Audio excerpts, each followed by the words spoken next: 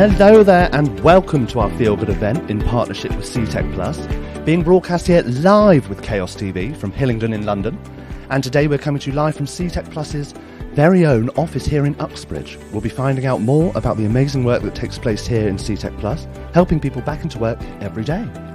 Now, Hillingdon is the second largest of London's 32 boroughs, and it's brimming with fantastic support for the community. Today is all about showcasing that support to you watching at home, and we're very excited to say we have a very special co-host who will be helping us along the way today. It's the lovely Elaine. Hello, Elaine. Oh, thank you. Good morning.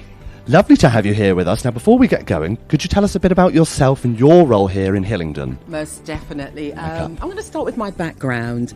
I come from a background, sales, product development, sales and marketing, communication and training and development. And my philosophy in life in terms of how I feel, what I do every day, I always like to surpass expectations, and I like getting things done the first time around. I don't like doing it a second or a third time.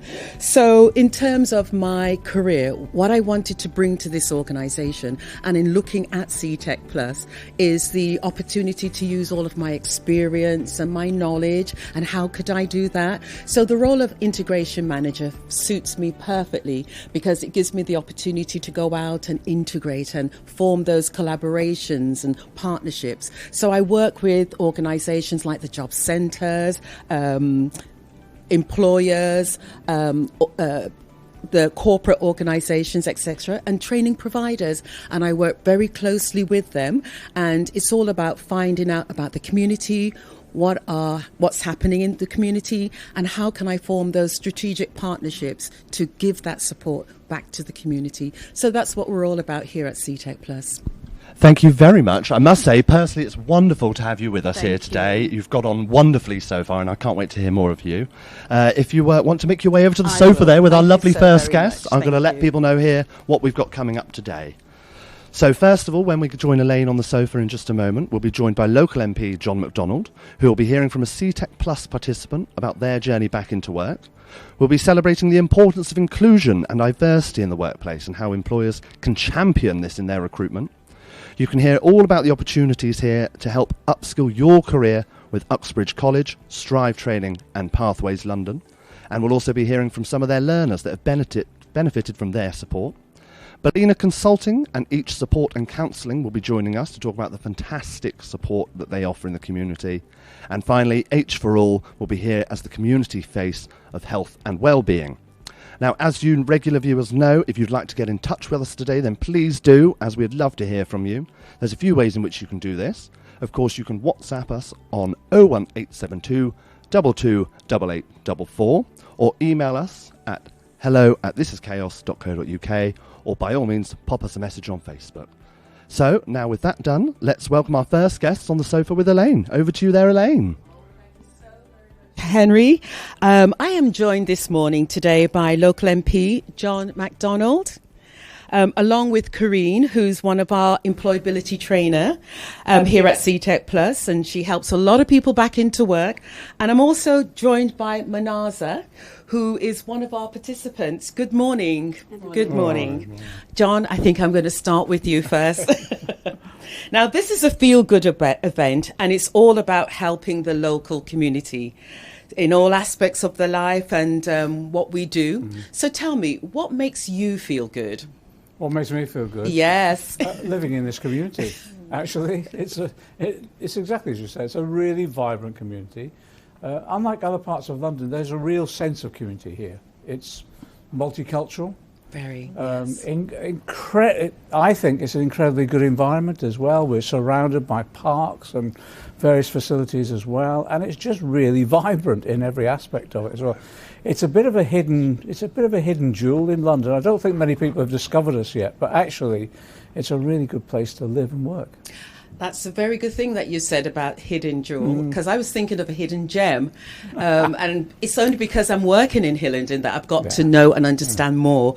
But in terms of you as a local MP, you've been a local MP for 25 years. in the Hillingdon area. Don't say it like that. So you're saying it in a celebratory way, aren't you? Very celebratory. So the constituency must feel a great deal about you and what you do. Can you explain how has the community grown and changed over these last 25 years? I've been the MP for 25 years. I've lived here now. Actually, next year it'll be 50 years. Wow. So like most people, I've moved here to find work, things like that. It's interesting. When I first came here, it was a sort of very traditional working class community with lots of heavy industry, metal bashing going on. We've had the airport as well. The airport was relatively small then. Since then, 50 years on, hugely multicultural community and absolutely vibrant as a result of that. You know, a whole range of different cultures, cuisines, etc. And it rubs along pretty well together as well. And so it made it an exciting place. That's the first thing. Second thing, the heavy metal industries have largely gone, but they've been replaced by new tech largely. So what we have now is a fairly intensive development of service sector industries, new tech industries. Wow. And because we're close to London, we've got Crossrail going through. So absolutely, when Crossrail's finished, it'll be 20 minutes to get into central London. We've now got quite a number of people who are living in Hayes but commuting into central London as well. So it's become really exciting. The airport is obviously going to be one of our main sectors as well. It's expanded greatly, but again, we've got a balanced economy, new tech, airport, service. And people are coming here because they can see their careers being developed in this area. We've always had housing problems because of the demand for housing, but we've got now whole areas where new properties are going up. A lot of the environmental problems we thought would come from that, we've managed to overcome because we've had a community campaign we campaigned to surround Hayes with, well, basically with open spaces and woodlands, and we've achieved it. We've got country parks surrounding the whole of the area, and there's a history to the area as well in terms of the developing cultures that we have. I think it's a really exciting place to live. Well, you've surely given us a wealth of knowledge, and that's what 25 years, and you said nearly 50 years of living in the location, so that's fantastic. Now, Seetec Pluss are relatively new to the Hillingdon area, and we support people on their journey into work. So what are some of the biggest challenges that you think the community faces in terms of employability opportunities, and then how do you see the future looking, going forward? Okay. The reality is that the sort of work that we're now attracting requires high skills, and alongside that high skills, there are high wages. Yes. So the key issue is making sure people have all the training and support that they need. Recognising, 50 years ago when I came here, you would go into employment, and you'd most probably be in that employment for maybe 20, 30 years, and then you'd retire. No longer the case. No longer the case. People will move from one career to another, so it's always making sure that they've got those flexible skills to enable that to happen, and also making sure they've just got that all-round support. You talk about holistic support, and it is about that. Sometimes it's about giving people confidence that they can fulfill their ambitions. The good thing about it, though, is that the population in this area now is growing again, but it's growing in a way where we're attracting people who actually have ambitions to exercise all their talents, fulfill the opportunities that are available to them. That's why the bedrock that we've had we opened up Uxbridge College in Hayes Town Centre. Yes. That bedrock of support for how people can get those skills is there. But a lot of it is what you're doing, which is about connecting people with those organisations that will give them the assistance that they need to either go into a career or move on from their career. But it is all about skills, learning, creativity, and I think we've got that in abundance in the area. Oh, well, thank you so much, John. And that brings me nicely on to Manaza. Hello.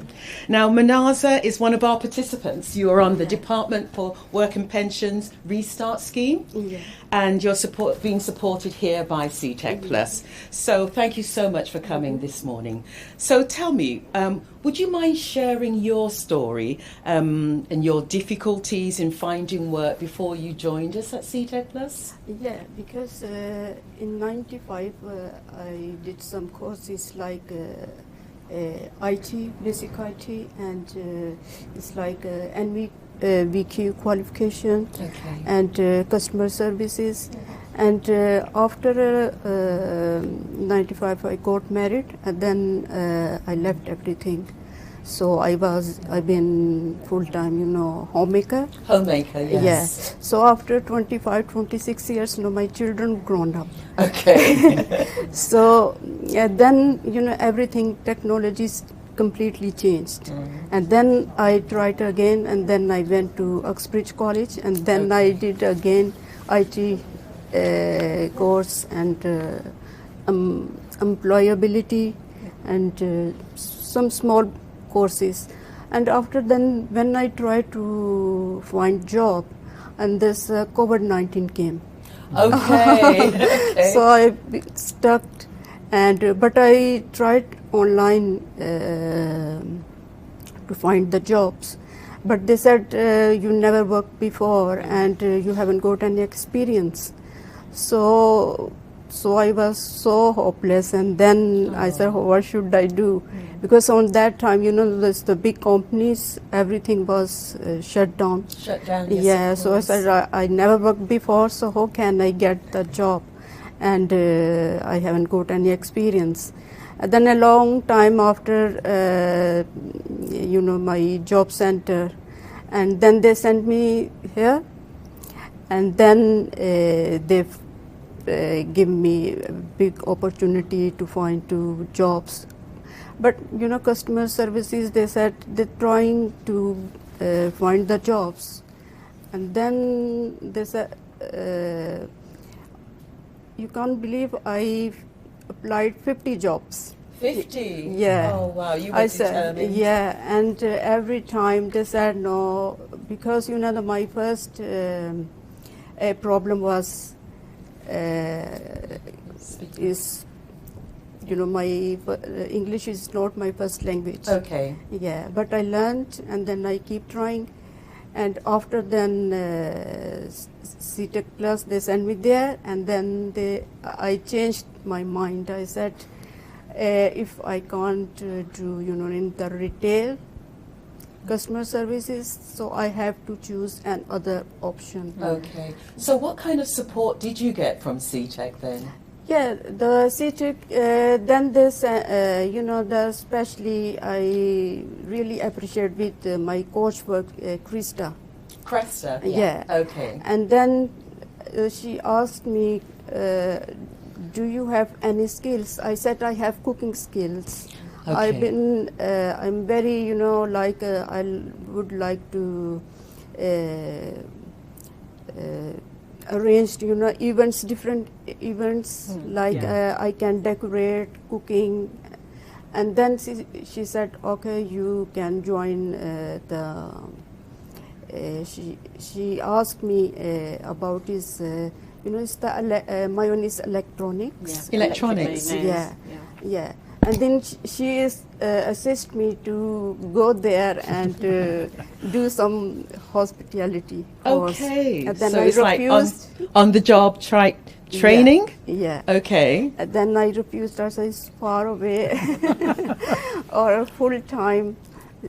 But she pushed me, and then I went there, and Seetec, they really support me. They paid my travel expensive. Okay, that's good. I was just going to ask you, how did they support you? So they paid your travel expenses? Yeah. They paid my travel expensive. Even they paid, then I did experience there as well. And after then, the problem is they said you need DBS. And then again, Seetec Pluss, they helped me. Very good. Yeah. Mm-hmm. And after then, I also did food hygiene level 2. Okay. And after then, they find a lot of job. And now my DBS came after 6 weeks. Okay. So I hope so. I applied yesterday 5 jobs. Yesterday? Yeah. Okay, well, fingers crossed. Thank you so very much, Manaza. Okay, you say English isn't your first language. You did very well. Yeah, well done, you. Yeah. Now, over to Kareen. Now, Kareen, you've played a role in helping Manaza. and to help her become job ready. So hearing her story, how does it make you feel that you've impacted her life in such a profound way? Well, one of the things that I really appreciate is I feel it's a privilege actually to be able to help Manaza on her journey, and I actually feel humbled in the sense of she already had in her everything that she needed. It was just walking alongside her and to help her at her own pace so that she could realize her goals. So I'm really, really privileged about that. And I have spoken to Cresta, and she told me how she supported Manaza in the initial appointment, just getting to know her challenges, then realizing her interest in cooking and how that developed where she moved on to. Super. And now when I look at her, she's just beaming, you know, it's making a difference, and that's really what I've always wanted to do in my job. Excellent. You're so modest though, aren't you? Am I? Okay. So can you tell me a little bit more of the kind of support that people can expect when they do, you know, they can receive here from Seetec Pluss? Yes, so my role as the employability trainer covers a couple of things. So I try to do self-development, so personal development. So one of the key and popular courses is self-confidence, self-assessment and personal presentation. And also with that, I do some practical courses.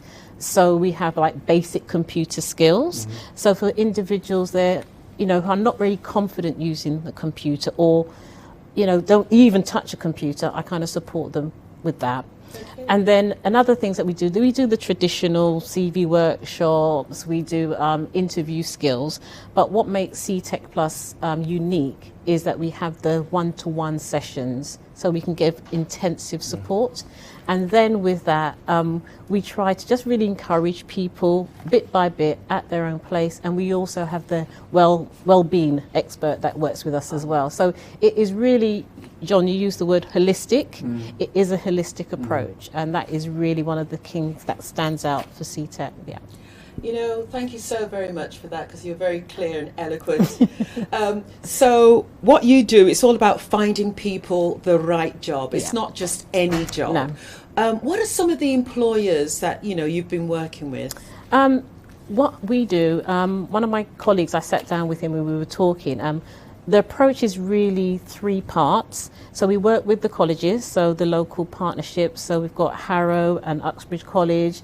We work with Dynamic Training. We work with Strive. So we will direct people to those courses to upskill them and to allow them to get those new skills and that confidence as well. And with those, we have what we call sector-based work academy programs, so SWAPs. So they allow people to go through those courses and get interviews, guaranteed interviews at the end. So that's one aspect. Another aspect is we work with the local employers. So we work with Metroline. We'll be working with Metroline, even Vagabond at the Heathrow. Those are some of the contacts. And again, my colleague Deep is working building those relationships and maintaining those relationships so that we can source candidates, place them into those roles, and just keep that as an ongoing process. So that's kind of what we've been doing, and obviously offer the facilities here. If you need a room, you know, please come along. We'll do the open days, even the interviews that can be done here. And then the final part is nationally, we work with our prime provider Ingis, and we actually do weekly job vacancies, different organisations, so that our participants get that visibility. So it's kind of really trying to touch base with all the employers, the local ones, but build those relationships with them as well. Thank you, Karine. Manaza, so tell me, what difference has this support made to your life, and how do you feel about the future? Yeah, you know, I was very hopeless. I'm a very shy person. After then, you know, I gained my confidence and my self-respect, and it's a great motivation. You know, they just need to push, and then you can take, you know, your first step. And I think that's my first step. But after then, I think so, because I have a lot of opportunities I can work, as a catering. I can work in a care home, and I can work in schools. So it's really changed, my mind. Yeah. So I think I can achieve anything. And I said I keep going, and one day I will start my own business. Lovely, that's wonderful. So your opportunity of working with Seetec Pluss has broadened your horizon for job opportunities. Yeah. So John, can I go to you here? Now, the story is very inspiring, isn't it? What would you like to say to Manaza and other people who also have their journey back into work? What do I want to say? Yes. That was fantastic. you might as well have this programme on your own. This is brilliant. No, it's a great example, isn't it? Great story. It's a fantastic example. Yeah. And also what's nice is the way you help on some of the individual small bits, like the DBS and stuff like that. Yeah. Often people wouldn't know about those necessities and that sort of training. So it's that linking up that you've done so successfully. Yeah. It is inspiring. It is inspiring. Really? But it just shows you the potential. The issue around this area as well is we're the sort of logistics centre of the world, because we've got Heathrow and all the different roads, but also we've got a huge hospitality sector, and that's what you're developing really. I think people have underestimated the skills that you need for that hospitality sector, and it's the growing sector as well that people want. So I think you're so best placed now to, I think, fulfil your ambitions too. And also what you've done, you look back on your life now, you've been a homemaker, you've brought up your children, and now you're going to start your own business. That's so wonderful. Inspiring, really is. And a final point from you, John. What's the most important piece of advice that you have been given yourself, during your career, that you would like to pass on to others? It's not just about career, it's also life as well. But it affects your career. The one thing that has been drilled into me is always treat people the way you would want to be treated. And that isn't, that's about life generally, but actually it's about business too. If you're dealing with a client or a customer, think about how they would like to be treated. How would you like to be treated as a customer or a client? And in same, if you're managing staff or if you're being managed, it's how would you like to be treated in that particular role? In that way you get things right. You walk in that person's shoes. And if you look at some of the most successful organisations, they base it on what does the client want, what does the customer want, but they put themselves in the place of that client or customer about how they would like to be treated. Fantastic. I think you've said it all for us. But thank you so very much, all of you. It's really been an inspiring session this morning. Thank you. So we're going to go straight over to Henry. Hi, Elaine. Thank you very much for that. Lovely to hear such passion there for the community, and of course to hear Manaza's story there. Really is some inspiring stuff. I'm about to be joined by Abdul and Banti, who are going to be speaking to me in just a moment. But first, we're going to look at some short films from Metroline, who are a fantastic local employer, showing us what a great organisation they are to be a part of. Let's take a look. When you join Metroline, you're joining a team that keeps London moving. I enjoy the people, friendly environment, passengers, and I do like driving. Training helps so much. It makes it much more easier for when you get to the garage. People are good to you. If you're a new staff, you'd get experienced guys helping you, and the environment overall is very good. It's a very good company to work with, and once you're here, you feel like at home. Here, this is my second home. They've been so supportive, and I absolutely enjoy the work environment over here. Come and join the big family in the garage. Where will your ambition and drive lead you in Metroline? Start your journey with Metroline today.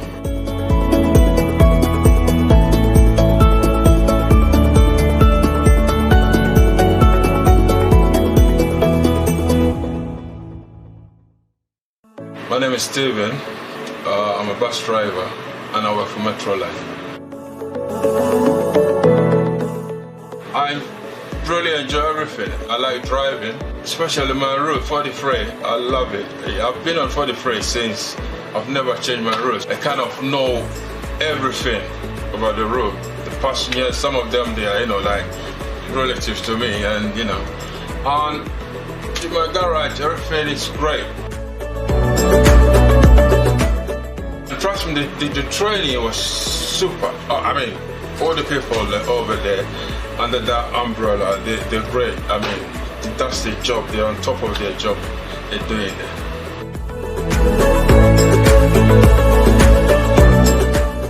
I would advise anybody at all, family member, a friend, anybody, coming to work for Metroline is a very good company to work with. And once you're here, you feel like at home. This is my second home. Yeah, so everyone, just come and join Metroline. It's a very, I mean, it will be a pleasure for you coming over to Metroline. It doesn't matter where you work, what company you work for, just come over.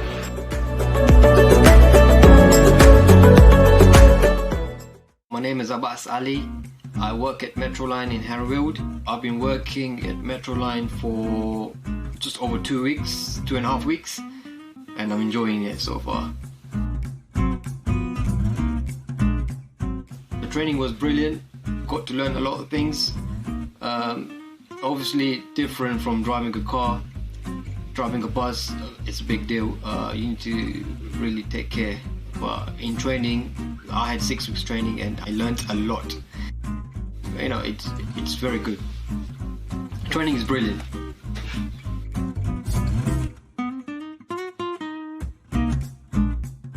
Just focus in training, and once you finish training, get to your garages, listen to your mentor.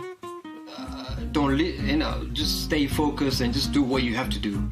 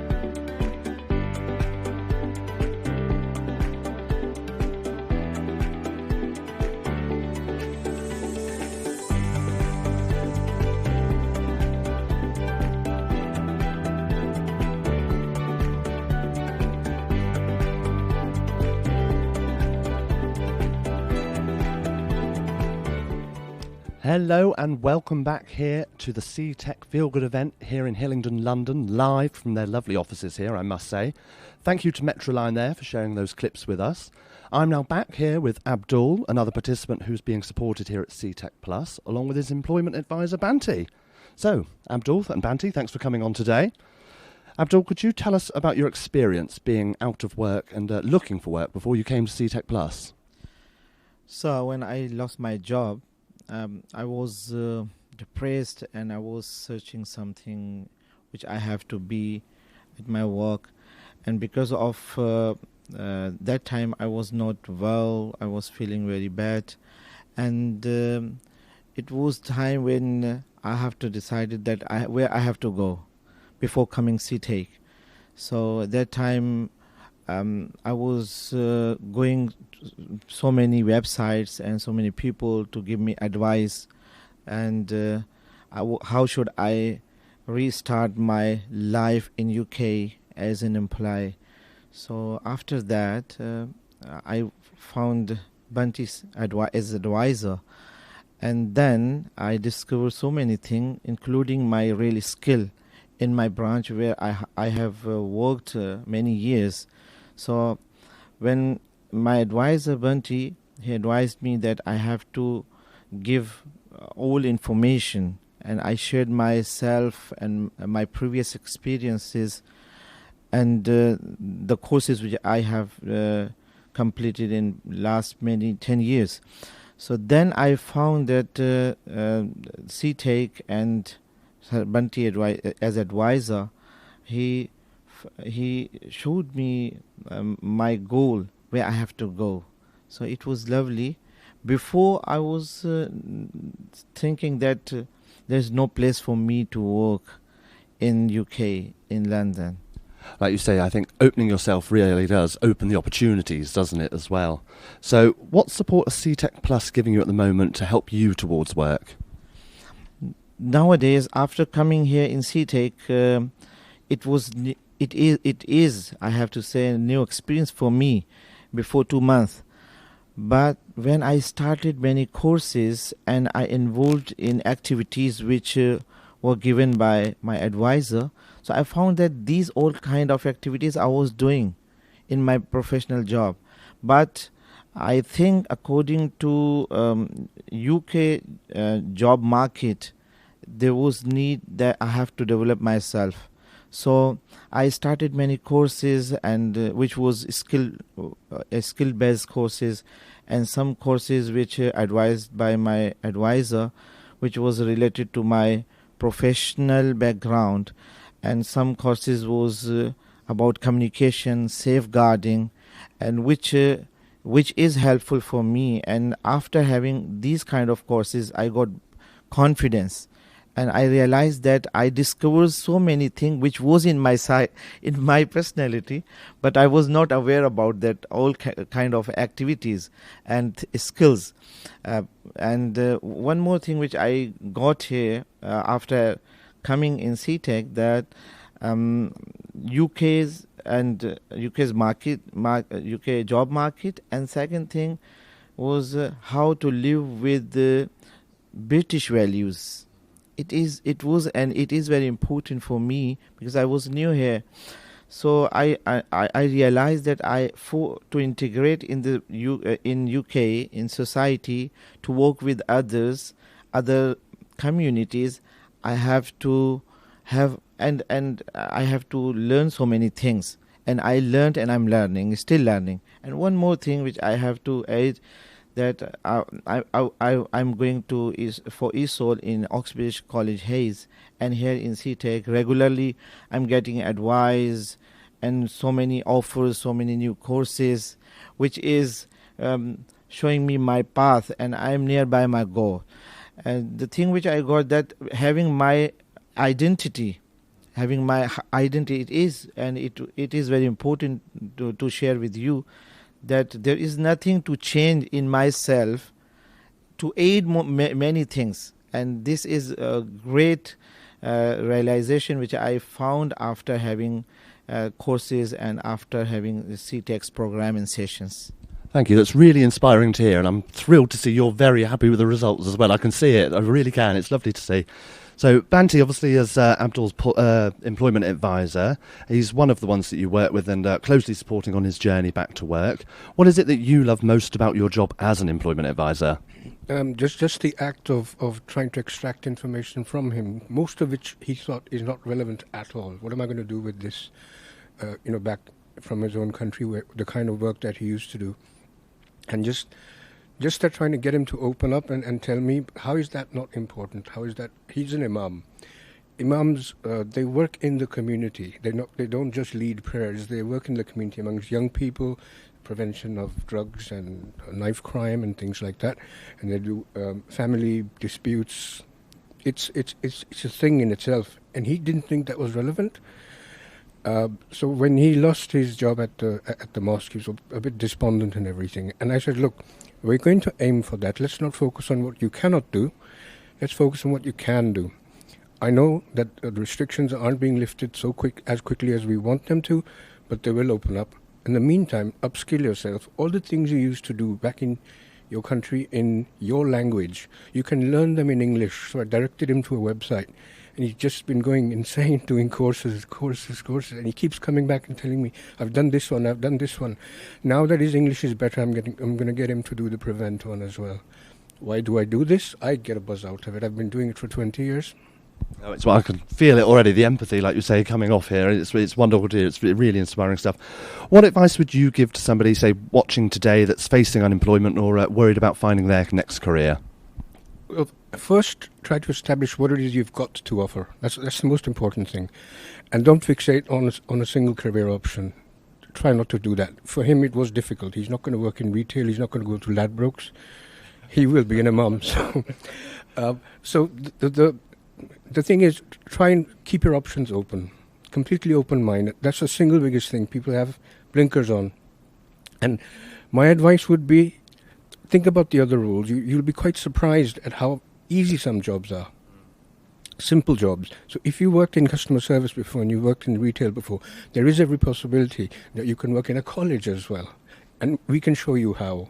We can draw the skills out from you and show you how these skills can be transferred to something else. That's the single biggest thing I face. I think, like you say there, keeping that open-minded really does mean you can transfer these skills that you've already got, that you may not know you've got yourself. As you've said, they were in you all this time, and it took yourself to open up and be open-minded to these opportunities and to go from there. So all these courses that he's doing, what he knows in his head in Punjabi and Urdu, now he knows in English because of the courses he's following. So he had it in him, but now he can express it in English. And yeah, he's on his way. No, it's wonderful to see, I can tell. I have to say that because of the Seetec program and after having advice from my advisor, the great impact I got in my personal life as well, at my home, with my children and with my wife as well, and at work as volunteer, I'm getting so many difference. I'm finding so many difference that before where I was and now more confidence, and I'm in front of camera. It is because of this kind of program, and it is now easier. And I have to be thankful to advisor and my teacher who are teaching me in Essol in Hayes, and the support which I'm getting. I hope once I will be at the place where I will be giving the advice and will be helping the community in society in UK, and it will be helpful for my children, for the society, for our youngsters, for our generation in future. No, absolutely. I can't help but say I agree entirely with what you've both said today. Thank you both for coming and having a little chat with me today, and best of luck to you as well, Abdul. I think we're going back to Elaine over on the sofa because she's got another load of lovely new guests for us. Oh, very much, Henry. I really loved what Banti was talking about when he talked about keeping your options open, and Abdul when he talked about, his opportunities and where he's going. But now we're joined by three of the top skill training and providers here in the Hillingdon area, and they're going to be telling us about their opportunities and how to upskill yourself in your career. So without any further ado, I want to welcome Charlie. welcome. Charlie's from Strive Training. We've got Paul on my right hand, and Paul is from Pathways London Limited. And we've got lovely Perrin from Uxbridge College. Thank you guys for joining us today. Now, I have a question for everybody, but I'll ask you individually. I would like to ask you all to tell us about your organisation and how you are supporting learners in Hillingdon. And Perrin, I think I'm going to start with you first. Thank you. So at Uxbridge College, we've got various courses that we run. We deal with apprenticeships as well.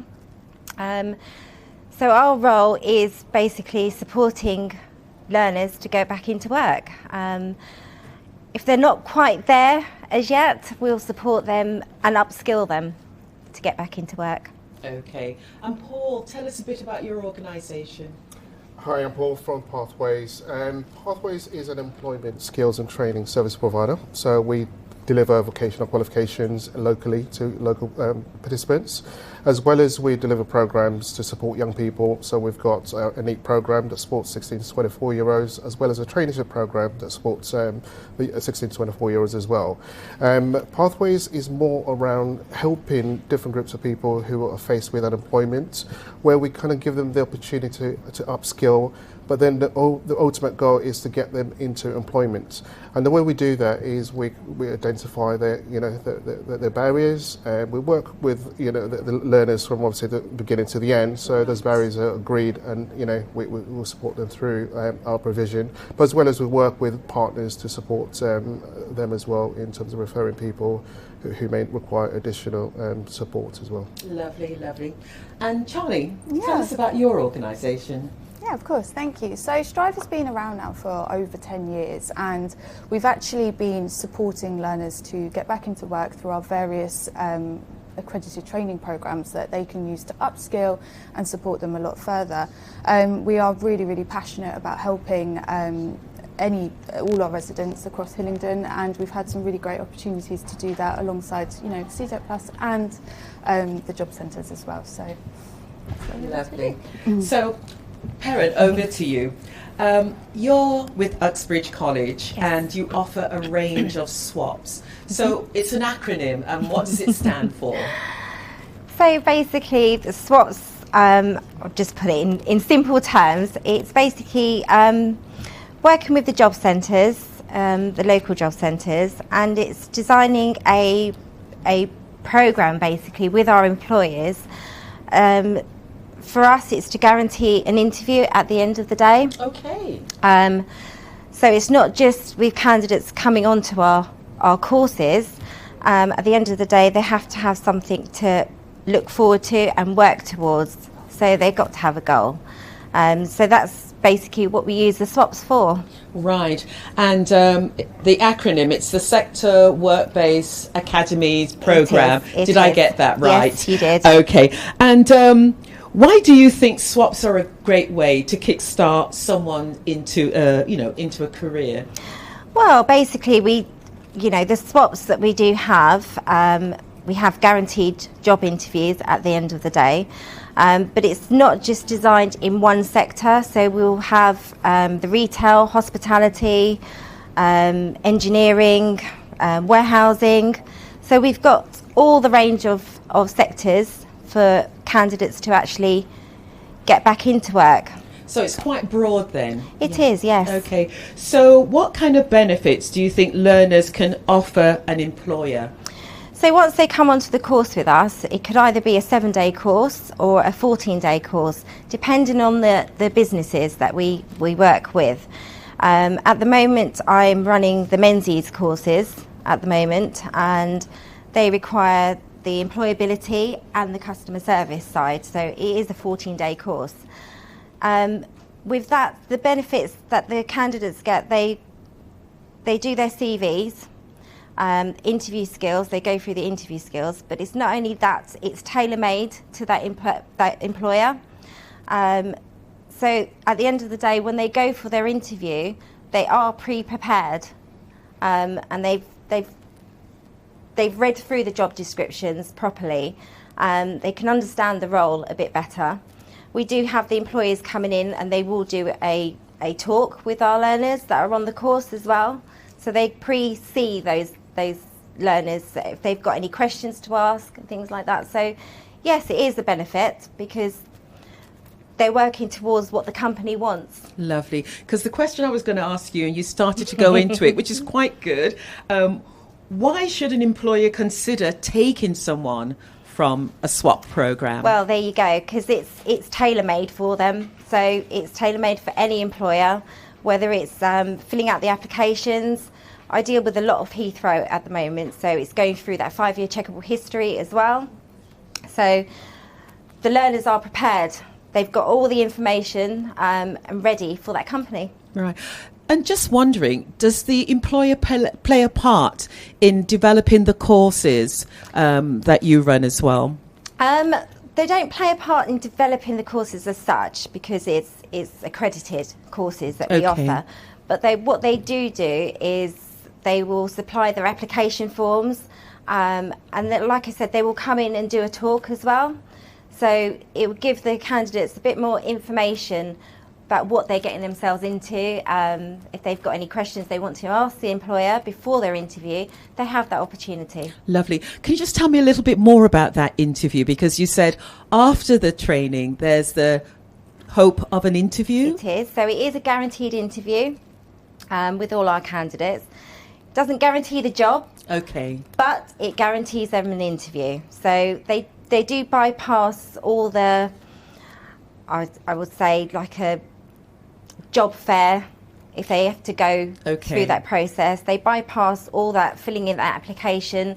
And a lot of candidates will struggle to fill in those applications. And that's where we come into it and we help and support them in their applications. Lovely. Well, thank you so much for that. You're welcome. I'm going to turn to you now, Charlie. Hello. So with Strive Training, they are great at responding to the needs of the employers and the different sectors. What are the sectors that are most needed in terms of skilled workers at present? Yeah, of course. I'll go through a bit of a journey of, how we kind of develop our employer relationships. So at Strive, we've always worked on the premise of get the skills, get the job. And that really comes into play when we're talking to our employers and understanding, their needs and their requirements. We will look at our learner database, and our learners as well, they are a factor. They are all from different experiences, different backgrounds. So our employers are going to have to be from them as well. And we go out, we network, we do our market research, we get involved with lots of different employers by doing needs analysis and collaborate with as many people as we can to provide as many opportunities for our learners. Currently at the moment we've been finding actually that there's quite a range of sectors, so it's more than just one that are actually really popular. Hospitality is a major one, major need in the industry. Health and social care. You've got your warehouse positions as well, they're crying out for them. And we've also noticed our customer service roles, so if you're working within a call centre, that's also coming into play. And obviously the seasonal vacancies, they are coming up now massively, especially for Christmas. So yeah, we're working hard and hopefully getting lots more opportunities to give to. Okay, that's great. That's really good. So some people may not fully be aware of what the journey back into work is and what that's all about. Yeah. So can you tell us about some of the things that you work on with the learners to get them ready for that journey? Yeah, of course. So the way I like to look at the journey back into work is life is not a sprint and it's not a marathon, it's a hurdle race. And that is what it's like. Good analogy. It is, and that's what it's like for our learners that come onto our courses, and they're getting over these hurdles, and that's what Strive is here to do. We're here to help them get over those hurdles, and we do that with our engagement with our learners through their course, after their course. Our employment support team is there. We provide them with either one-to-one support, webinars, that's tailored to them, interview practice, even if we're just there to be a shoulder to talk to, or let's say cry on, but talk to, and help motivate them and build that confidence. And it gets really reflected throughout the journeys that we have on our learners. And I'll never forget, we've actually had a lady not too long ago from Uxbridge herself, and she came to us. She was 6 months unemployed, and she'd actually been in recruitment herself, so she'd been in the market, but had lost all of her confidence before coming onto this course, and we provided all of that support that helped her boost her her confidence. And then she came to us and said, I've got the job of an employment Wonderful, advisor. wonderful. And that transformation has been amazing. And you know what, that's what it's all about at the end of the day, is sharing our passion to really change people's lives and, you know, get them back to doing what they love and back into work. So. Excellent. I think that's a wonderful thing that you've just said there. Just getting the passion, getting the confidence back up where it needs to be. Yeah, so that's really well done there. Now, Paul, can I turn my attention to you? Sure. You were mentioning a very interesting thing about the pathways and the job brokerage team. Yes. Okay, so can you tell us more about that and the work you do around the brokerage team? Sure. Pathways has got a really, really robust job brokerage team. The team purely focuses on looking at gaps in the market. So, as my two colleagues have mentioned, we focus on making sure that the learners that we're getting through the door, the gaps in the market in terms of the opportunities that are available, whether it be retail, whether it be hospitality, is where we kind of focus on making sure that we deliver on that. We focus on making sure that we partner with our employers to run the Sector Work Academy program that we've designed. Okay, yeah. This is where the employees come on board with us and help us design the requirements that they need. So, for instance, if the employer is requiring health and safety or first aid, we incorporate that in our vocational qualification. But the main thing is to make sure that the learners that we get through the doors have got a route way in terms of opportunity to go into. I'll talk a little bit about the Youth Hub. That was my next question. Yes, okay. Absolutely. Go ahead. So with the Youth Hub, we are the nominated provider within Hillingdon, so where we support 18 to 24-year-olds. Anyone that's coming from DWP or local authority, it comes through our Youth Hub. So we've got two part-time work coaches, two full-time work coaches that are with us 3 days a week in our centre. So they're referred, customers come into the site and they're referred into our advisors, where advisors kind of identify the requirements that they need. Okay. And then from there, what we do is we kind of support them with their CVs, we'll refer them onto our courses that we deliver. And our courses are more employability related, so they look at interviews, CVs, and various other units that support them to kind of prepare them into work. And then our job brokerage team will go into the session at the end of the session, just to kind of introduce the opportunities that we've got. And in most chances, we get quite a lot of people interviewed there and then. And then we match them into opportunities that are there with the employer network. But the employer engagement team purely is focused on making sure that there's opportunity for both adults and the young people. But then within the Youth Hub, we have Kickstarters who have come back from their 6 months experience from the Kickstart. Those ones are more or less pretty much job ready. So what they need is just kind of like a refresher where we kind of give them, the boost that they need. But then with the opportunities that we've got on the ground, it's a quick win for them. And we're, very passionate about making sure that we're delivering a service that's robust for, everybody. And we work very closely with DWP, local authority, to make sure that we are delivering a service that is meaningful. Lovely. So the Youth Hub and the brokerage kind of work in tandem as well. So that's really well put together there. Absolutely, yes. Excellent, excellent. Well, thank you all for joining us this morning. Henry is now catching up, I believe, with two learners who have benefited from support from Pathways, yourself, London, and from Uxbridge College as well. So I'm going to turn it over to Henry for this. Yes, thank you there, Elaine. I'm here and I'm joined by Carl and Fatima. I'll be speaking with you in just a moment. But first I'm going to speak with yourself there, Carl. Could you tell us a bit about your background before you started your course with Uxbridge College and why you were looking for work? I used to be a boiler flue fitter and a steeplejack, which I was there for 14 years. I got made unemployed in November. I've been there for a while. Basically, after that, being unemployed, the job centre, I met Perrin Coker in the job centre, and she invited me to the Uxbridge College to do the course.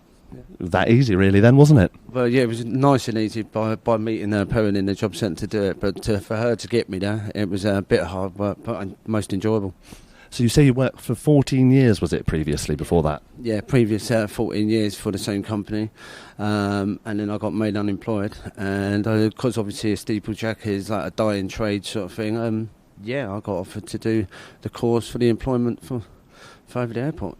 That's great. So what was involved in your training programme with Uxbridge College, and did you enjoy it, or what did you enjoy about it, I should say?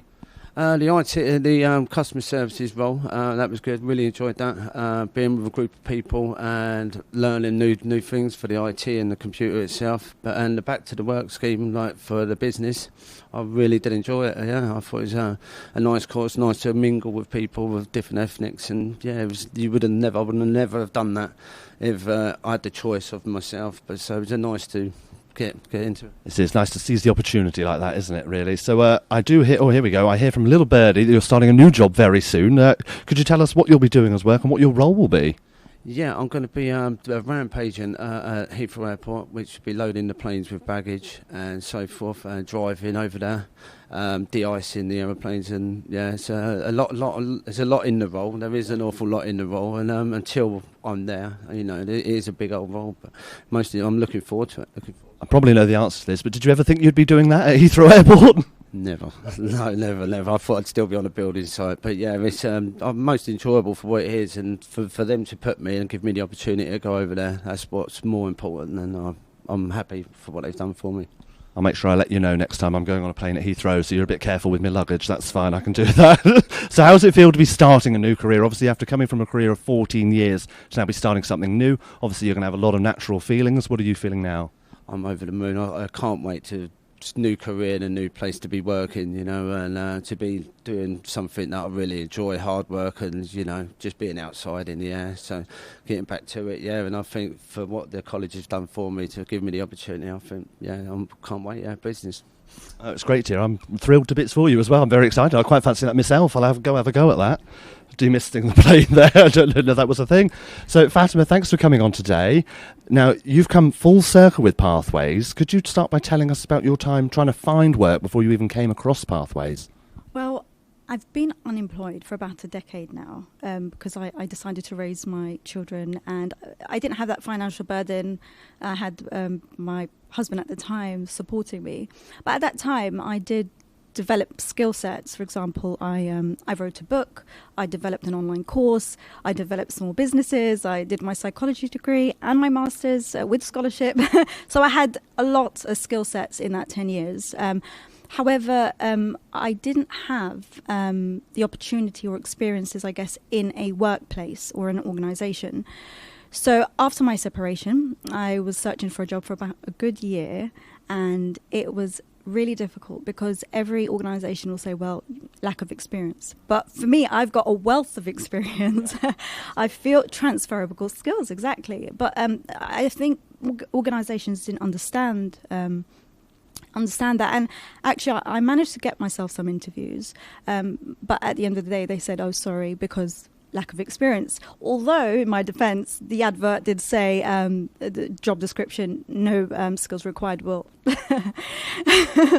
develop you, we'll support you. But yeah, that didn't happen. So I guess it was just maybe 200 jobs I applied for. I actually also applied for about 20 or 30 places to give me work experience. I'm like typing up in the middle of the night, please give me 2 weeks work experience, please, just help me out. But yeah, but through the job centre, I met Paul from Pathways, and they took me into the course, valuable course. To be honest, in the beginning, I was like, oh, but I've got a master's, do I really want to? I was a bit big-headed, a bit too prideful, I think.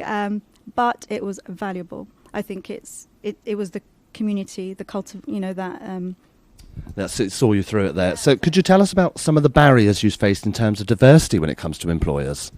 Well, from the top of my head, it's about 3. So as I work, even though I've got that wealth of experience, I mostly worked within my own community, only because I saw gaps. I wrote a book on psychological trauma and my religious community. I developed a course to do with my religious community and developing mindset, only because there was no one there to facilitate it. But I feel that on my CV didn't look very good. So I think that was a hindrance, being a mum as well, part-time. And, even though I found part-time work, it's the commute, and I've got dyslexia. I remember once in an interview, I disclosed my dyslexia, and they kind of asked me, but can you read? And I was like, I've just explained my wealth of knowledge. I've written a book, and there are spectrums, but it wasn't maybe the way to ask that question. So, so those are the main barriers I think I face. I think, like you say as well, a lot of employers, they hear that one word of any sort of, anything you're dealing with, and that's the barriers up there, and then, isn't it? And it really is about breaking those down and showing that you're more than just what's on this piece of paper. Here I am in front of you as a person, and I've got these skills, and I can put them to good use. So now, tell us about your role with Pathways, because this is very exciting. Tell us about this. Yes, so after doing the course, I was actually offered 2 weeks work experience, and I was like, oh my God, thank God, I was knocking on everyone's door to give me that experience, and then here it is coming to me. So I was like, okay, yeah, I'll do the. And then soon after, I got the job. I'm a compliance officer and a project officer, so I help people now with enrollment, so people in my position. So it's good because I can empathise with the people, and I also have done the course, so I understand. I've got in knowledge. I also dabble a bit in marketing and other ventures. Like you say, I think you've got this experience yourself. You can share this knowledge that you've gained, obviously, after years of searching and whatnot, and apply it to those people you're now working with. This is the thing, and I think it's only something that you can get with experience as well. That's not a course you can learn. Going through the process really is something you've done, and you can apply it to your participants. So how do you feel now that you're not only back in work, but working with an organisation that's obviously so instrumental in helping you? I think the first word that comes to mind is empowerment. I really feel empowered. This was a gap in my life that I really needed to fill. And now I have the opportunity to excel my talents and my skills.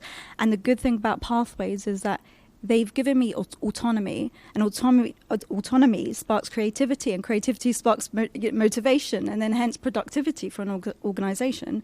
So I'm so thankful in a sense that I'm given that autonomy, because I guess feel empowered now that I have that. And that's something, again, that you can pass on, and only those people you're working with has also developed these skills themselves, and they'll go from there. Thank you both for joining us, Carl and Fatima. There, it was wonderful having you, and best of luck to you both. Very exciting stuff happening for both of you, it sounds like.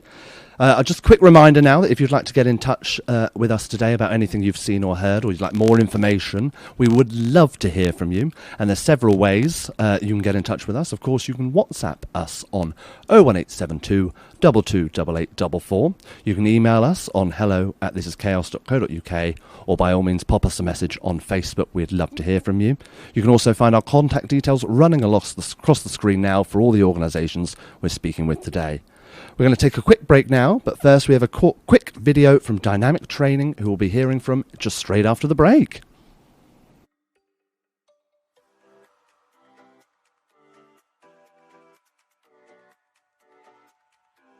Hi, my name is Olivia and I'm doing an apprenticeship at Silverdale Nursery.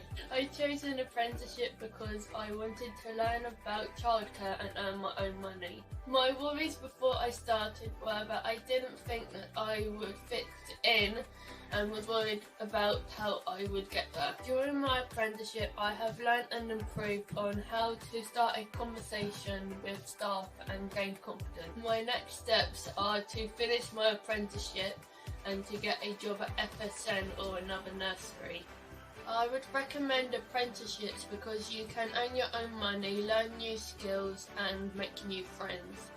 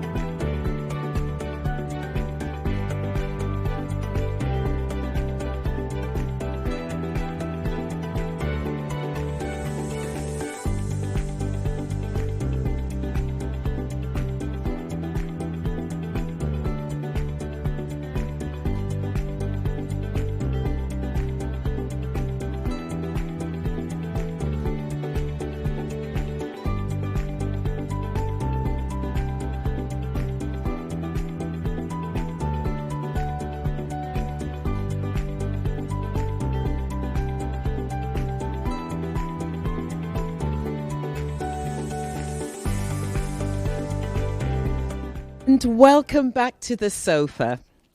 Now, I hope you all are enjoying the show so far. Yes?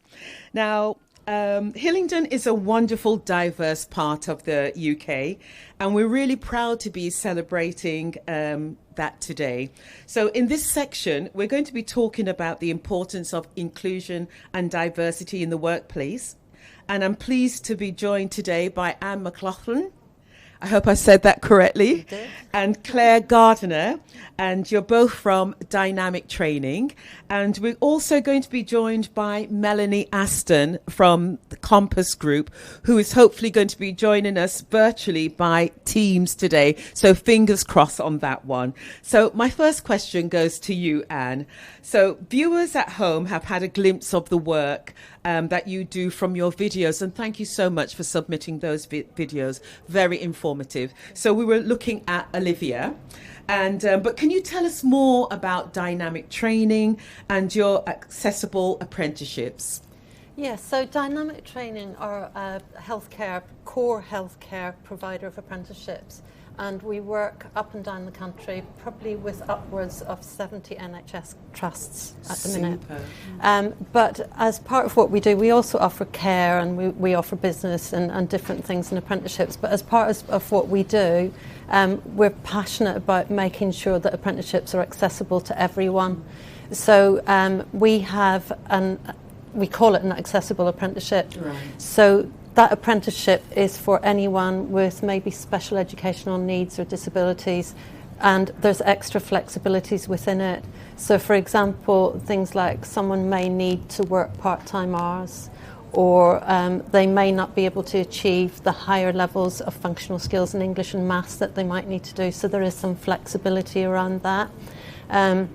And there's also things like disability awareness training for employers in the workplace. Okay. So we're quite passionate about talking to employers and talking also to other providers and saying to them, everyone should be making apprenticeships accessible, no matter what the qualification. People can do, all of us can't do every part of our job, so apprenticeships should be open and accessible no matter what the qualification. So we try to get people interested in things like facilities or customer service or construction. We may not deliver it, but we would like other providers to be aware that they can provide that as well, that facility to people. Well, that's super and really interesting to know. Yeah. Claire, you provide fantastic opportunities with people with autism. So these people sometimes are overlooked by job opportunities. So can you tell us from your experience why employers should strongly consider people with a neurodiverse condition for the workplace? Yeah, absolutely. It's really interesting because I was actually at a webinar yesterday and there were 3 employers representing about their experiences of employing individuals that are neurodivergent. And just listening to them and the impact it's made on their companies is amazing. So we know that individuals, there's less sickness. We know that the individuals, it's an untapped talent pool, and individuals want to work and they want to be part of society, you know, the bigger picture.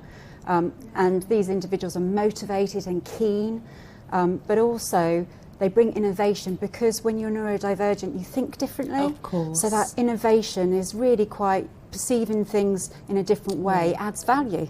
Absolutely. So it's really those positive benefits, but then also for colleagues in the workplace as well. The fact that they're starting to think a lot more inclusively themselves because they've got colleagues that are neurodivergent. It opens up the doors to just generally supporting each other and changing your practice to be more inclusive. Right, lovely. And I remember Anne had mentioned that you have an incredible diverse workforce, and you have 5 languages spoken, I think. Yes, in your organisation. So what are the needs and challenges in trying to help such a growing, diverse community that you work in? Yeah, it's really, as an organisation ourselves, as a company whole, we have made the commitment to learn to be instinctively inclusive. So that's the start. So that's about any learners, apprentices that come to us for support. We focus on their individual needs and then designing how we deliver around those individual needs. And that's so important. So, for example, delivering ESOL, so that's English for speakers of another language, but also British Sign Language. Okay. So we've partnered with an organisation that offers interpreters. So we are actually just about to help support our first learner who is deaf onto programme. Super. And so we're with British Sign Language as part of that support package. And then also we work with individuals with learning disabilities who have quite complex communication needs. So it's really about what helps that individual, what sort of technology can help support, how do we break down those barriers to drive forward. Now, that's lovely. Thank you so much for that. Now, what advice would you give to employers to assist their recruitment to make sure that they are more inclusive and accessible? Yeah. The key thing for employers is on their adverts, making it clear that if anybody has any reasonable adjustments that need to be made to the interview process, to contact them, and having a key lead in each organisation that's actually going to action those requirements to drive forward the reasonable adjustments that need to be made for the interview process. I would also recommend that an outline of what's going to happen in interview is sent beforehand, and sometimes even the interview questions. It can really help break down barriers and help people access the interview process. And also maybe that person may need to have someone else as part of the interview with them. Lovely. So do they need to have, it could be a parent or it could be a job coach or something that they've been working for. And also things like when we take on any apprentice, we look for referral routes. So they may have come, like, for example, from yourselves. Was there someone who was working with them? Some people have come to us through supported internships from school. So we try and take that person who's already possibly had some work experience and they've identified an area that they can work in. So that employer may well be considering taking that person on, but how do they work with them on interview? They may well be aware of some of their special needs already, but we do encourage people to open up and maybe change the interview a little bit, adapt it just accordingly. Yeah. And you just mentioned about our working relationship, because quite recently we've sent 16 participants over to you. Yeah. So how is that going so far? So at the minute we're identifying with those people and contacting them all individually, but as Claire said, it's very individual to the person. So obviously people have come to us for different reasons, the same way they've come to you. Right. So we are passionate about making sure that, for instance, from the beginning, does that person want to communicate by email, or do they want to communicate by phone, or do they want to come in and see us face to face? So whatever we do, there's different things that you have to take from the beginning, and then whenever we get through the actual process of eligibility or something, then we need to possibly look at a vocational profile. What has that person done in the past? What would they be capable of doing? Are there any barriers to what we might be looking at doing with them? There's all sorts of things, and it's how you work with them. How flexible can you be around the hours that they might be able to work? For example, someone might be caring for other people. They may not be able to work traditional hours. Can we adapt to suit them? The flexibility. Yeah. That's the word I was thinking, flexibility in the programme. So that's quite important as well, to have those options. Yeah, well, thank you so very much, both Anne and Claire. We're going to switch over to Mel now. And Mel, thank you so much for joining us. And I hope you can hear me okay. We're going to be using technology and Teams for this one. I can hear you. Can you hear me? I think I'm going to turn the volume up on you, Mel. How's that now? Can you hear me well? That's perfect. Thank you so much. Thank you. Thank you so much for joining us. Now, you are Compass Group's Diversity and Inclusion Manager. So can you tell me a little bit about your role and what that involves, and how is that champion, inclusion, the whole concept of inclusion and diversity? Hi, thanks. Yeah, thanks for having me. And sorry, I'm not there in person, but good to be part of it. And I hope you've had a good morning so far. Thank you so much. Yes. I'm D&I manager, as you mentioned, for Compass UK and Ireland. So we're a large food service company, over sort of 40,000 employees in the UK and Ireland, and the majority of those are frontline. So we're kind of across 6,000 sites. So we have a large pool of people to kind of reach, and the benefit of that, of having a really kind of diverse workforce, really. I think it's fantastic to be able to work with such a range of people, and it really represents not just our customers and the clients we serve, but also some of the communities we work in. So that's a really key part of what our goal is, of being really open to having flexibility within the business, and making sure inclusion is top of the game, really. So I was going to say that the kind of the benefit of Compass as a group, and one of our strengths, I think, in the D&I space and the inclusion, is that we're very much a business where you can come in with no qualifications, no training, and we can really offer that support and development to really help people grow their career at Compass. So we hope that's always a benefit from both sides. But I guess from an inclusion perspective, we very much focus our strategy around 3 pillars, which is all around listening and educating. It's taking a stand, doing the right thing, but also attracting and developing and obviously retaining people when they come into the business. And I think all that really kind of underlays or overlays the inclusive piece, about really making sure we are an inclusive employer. And to do that, we really rely on our networks, so our employee networks. So part of my job is fantastic, because I get to work with some really passionate people around the business that are part of 4 of our networks. So we've got across gender, race, LGBTQ+, and mental health. We're also progressing in areas of social mobility, and also looking at disability as a really clear focus. And I know that's just come up in some of the conversation you've just had. But our networks are really run by our colleagues for our colleagues, and it's a way of being able to create a really welcoming, inclusive environment. I think by having the ambassadors, it works for us. We understand what do people want from working with us, how can we adapt things, whether that, again, that's about adjustments, or whether that's about working environments and patterns. It creates that kind of dialogue, really, and conversation that we can have. Lovely. Thank you so much for that, Mel. Earlier on, when we were speaking to John McDonnell, he talked about living in Hillingdon for the last 50 years plus. And he also talked about the changing demographics, the diversity, the rich culture that has grown within the Hillingdon area. So the question that I would ask you, how do you go about targeting the different diverse groups for the different roles within the community, and not just at the lower level, but at all levels? Yeah, no, definitely. And we like to think ourselves as a very highly inclusive employer because of the kind of stretch that we have, and we have a really good mix of ethnicities.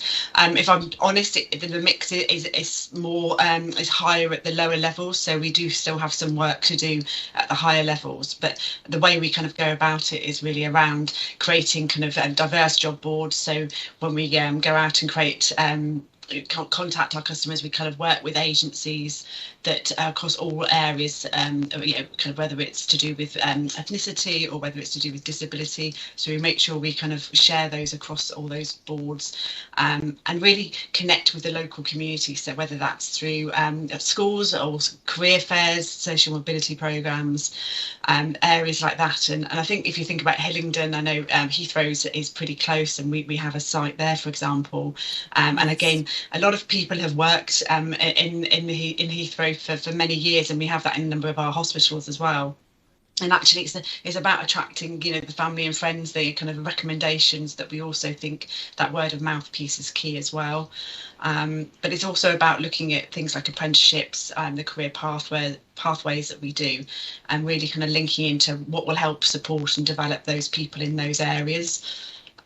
Mixed with that is also working with charities, and we work with areas sort of like Clink, which is about ex-offenders, or Radical Recruits, which is a charity that looks at getting homeless people back into work. So it's again working with those partnerships and seeing how we can align and meet those community needs. Lovely. Talking about partnerships, how would you then give, or what advice would you give to employers to encourage the whole concept of diversity and inclusion within their workforce?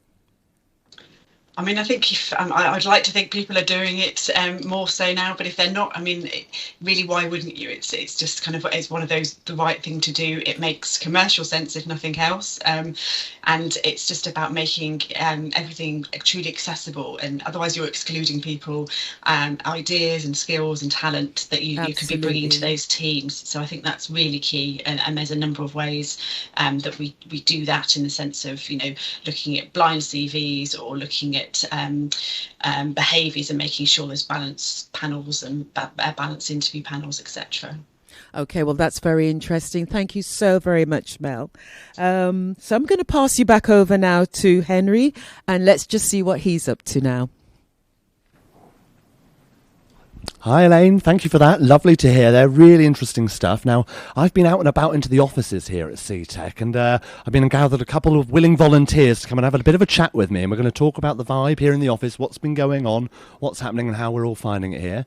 So if you'd like to introduce yourself and tell me what it is you're doing here in the team. Of course, yeah. So my name's Jacinta Lindo. I'm the Restart team lead here at the Uxbridge Seetec. With me, my role, depending on the day, it can consist of me managing a team, making sure appointments are fulfilled, any background, important information, some things like when we have participants that come in that want to do a course and so forth, they might want to be interested in doing something with CSS cards and maybe security and things like that. So we make sure that we can approve that, make sure that they're on the right course, and basically fulfill their journey. And that's what you do. Great, that's great stuff. And how about yourself? Yeah, my name is Priya Kitka, and I'm the receptionist here at the Seetec Pluss. And I see the participants at the very first. They come to me, and from there they go to their advisors. So make sure they go to the right advisor, and they've been seen nicely. And if they need any help regarding any other facilities, I help them with their remittances for bus transports or anything. So I look at that as well. So you're the first smiling face they see as they come through the door there. Now, I must compliment the office. Obviously, it's looking wonderful. The facilities are marvellous as well. How are you finding it here in Hillingdon then? Well, I live quite local, so this is my area. I love Hillingdon. We have the High Street. We've got two actual shopping centres. We have Pavilions, Chimes. We have your Card Factory right to Marks and Spencer's and things like that. We've got the local university as well. We have Brunel University here that offers many courses. We're quite close in connection with Harrow and Uxbridge College as well. We have a really good relationship with them. So some of our participants that come here, we offer courses to them as well. We've got direct contact, so they don't have to go through a lot of the application process and things like that. In the area, my local, I go to Greg sometimes and get my meal deal. Sometimes as well, we can use. There's another place that I go to as well. I think it's called Rapid. I think it is also. That's one of my favourites. The chicken tikka masala. That's mine. That's mine there. And then we have other businesses such as Coca-Cola in the local area. We have a hotel. So even for us being here and getting those participants into work, there's a lot of shops that especially in the retail industry that we can help with, and obviously the hospitality local to us. We have Heathrow Airport as well, so that's a really good connection as well, and anyone that's interested in aviation and things like that. So definitely in my area, I love it. How about yourself? What do we like to get up to? Where's the best place for a chicken tikka masala in your opinion? I'll just let you know that I'm a vegetarian, but there is a Tikka Nation there down, so they do get nice vegetarian dishes. And the rep one, the other one does vegetarian. So if I didn't bring anything, that's the only place where I go. So there's lots of varieties where I can go for my... So how are you finding it here in the office then? Obviously, we've had it lovely kitted out here. It's all looking lovely, smelling lovely, nice and fresh and clean. So far, so good. Let's keep it that way, please, folks. So how are we finding it here in the office then? What's the vibe here? It's brilliant. The vibe is so nice. Every day the vibe is like this with us, every single day. So it's always welcoming in the morning for us to come to work. It's always been positive for me. See your smiling face welcoming them as well. That's the thing. How about yourself? How are you finding it in the office here then? Oh, well, me, I operate on a good and a bad policy. So good when I'm in the mood of the not so happy manager morning. We usually have huddles in the morning, so we cover anything outstanding. But then other than that, we usually have our quarterly meetups that we meet up as a team when we go out for meals. We have awards and recognition, so we definitely give away awards to staff members as well as participants, especially the ones that take part in certain events and things like that. Also in the office, I think that we recently this week we did a bit of health and well-being. So we did exercises in the morning, keep fit. We did planks, who could do it the longest and so forth. So in terms of the office, really great office. Advisors are very down to earth. They're everyday people, just like me and you and everyone else. But they're very normal, I could say, in that sense. And we've come from all different walks of life. There's many languages in the office. In total, Priya, how much did we total up to? I think it was 18 languages spoken in the office, and yeah, we've got it all. I think we're a real big bowl, a bigger fruit bowl, if anything, of different personalities. And a big fruit bowl of energy there, personality. It's all natural. It's all coming to you. Well, thank you for letting us come join you guys here today and have this live interview and bring the chaos here with us, as you've seen, no doubt. It's been wonderful to come in and see how it's all working here and all your wonderful smiling faces, each and every one of you. It really is lovely to see. That's what we bring. That's definitely what we're here to do. So thank you for that. Really appreciate coming on and having a chat today, and it was great to hear from you. Now we want to hear from you folks at home, anybody that may be watching. By all means, get in touch. We'd love to hear from you, where you're to, what you're up to, what you're watching, any thoughts and opinions, thoughts and feelings on the piece. That'd be lovely to hear. Of course, you know the WhatsApp number. You can get us on 01872 228844. There we go. Like you're on X Factor, like that, yeah. Or you've got our email, hello@thisischaos.co.uk, or don't forget, you can always pop us a message on Facebook. Again, thanks very much, you both. Lovely to see you. We're going for a quick 5-minute break now while I'm off to Gregson for a chicken tikka masala.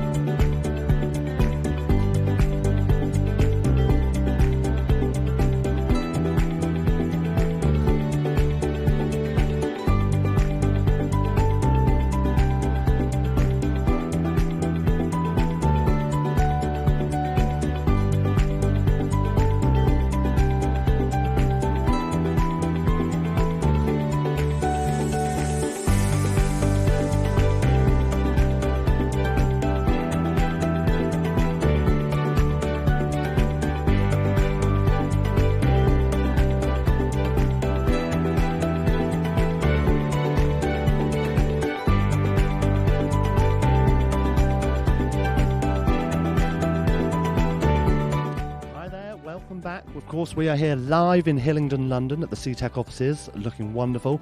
And I'm joined now by the lovely Bhupinder, who is a volunteer with a fantastic organisation called Each Counselling and Support. Thank you very much for coming on and having a little chat with myself today. Could you tell us about Each, who they are, and what work they're up to in the community? Thank you for having me on, Henry, firstly. And I'd like to start by saying I'm really pleased and honoured to be talking about Each today, because I think they're a great organisation, and the kind of work they do is community work in the truest sense of the word, because they work with some of the most vulnerable, yet sadly the most underreported or overlooked sections of our community. And I talk here about especially women and children who've suffered domestic violence, sexual abuse, youth with mental health problems or substance misuse, addiction issues, as also survivors of war and the refugees in our community. So they do some wonderful work with these groups of people.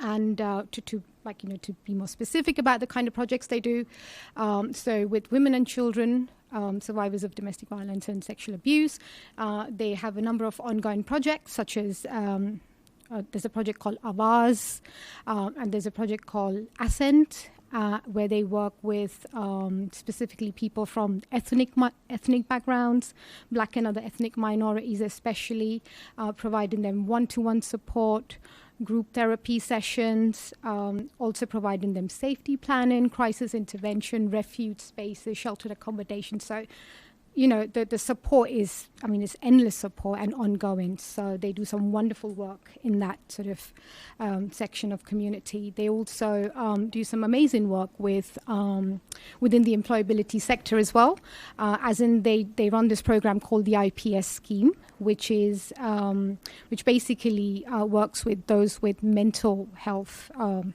issues or other sort of depression, anxiety, and support and empower them to get back into either training or even employment. So that's the other work that they do, and again that has a great impact. As we all know, there's a lot of us suffering in silence with mental health and depression and whatnot, especially after the COVID period. So that's another great work that they're doing there, within the Hillingdon community. And also they do this really crucial project for a very important part of the Hillingdon, the borough. It's the Tamil community.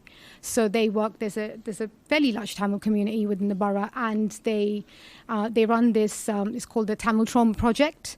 What they do is they provide support to people in the sense of benefits advice, housing support, counselling again, other one-to-one sort of support groups, things like that, helping them deal with mental health and other issues caused because of their struggles through the war that's ravaged Sri Lanka for many decades, and they're obviously now here as refugees. So really crucial, vital work, as I say, with some of the most vulnerable people in our community. You really are covering all bases there, aren't you? And like you say, I think the most important thing to take from that is community does mean everybody. Everybody, every single one of them. This is the thing, and I think you've hit the nail on the head there. This is it, and they deserve it, and they need the help. This is it, and we need to watch out for these people. So obviously the work you do as a volunteer and as an employment advisor is so inspiring. What is it that you love so much about changing people's lives in this way? So what I absolutely love, of course, doing what I'm doing here with Seetec, but also with Each as a volunteer, is like I said, not just who they help, which I've just listed, but also how they do it.